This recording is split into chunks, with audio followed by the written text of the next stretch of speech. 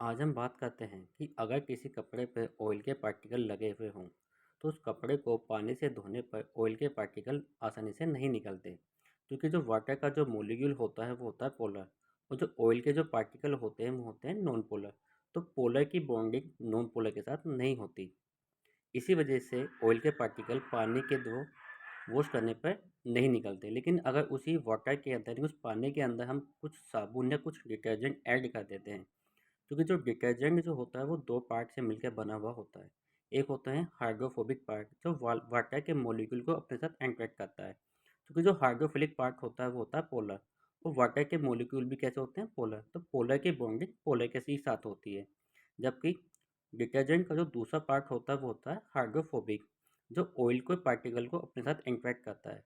तो जो hydrophobic part होता है वो होता है नॉन पोलर।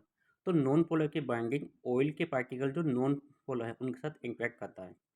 उसके बाद उस कपड़े को साबुन के पानी से निकालकर प्योर पानी से धोने पर वाटर के मॉलिक्यूल उस डिटर्जेंट के पोलर मॉलिक्यूल को अपने साथ इंटरेक्ट करते हैं और बाहर की ओर खींचते हैं।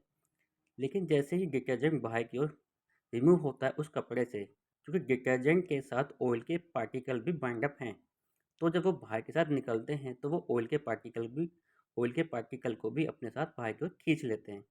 तो हम बोल सकते हैं कि जो वाटर के मॉलिक्यूल के अंदर हम डिटर्जेंट ऐड करते हैं वो वर्क करता है एज ए इंटरमीडिएट ऑयल के पार्टिकल को बाहर निकालने के लिए। और इसके अंदर जो स्ट्रक्चर का फॉर्मेशन होता है उसको ही हम बोलते हैं क्या? Structure of micelle.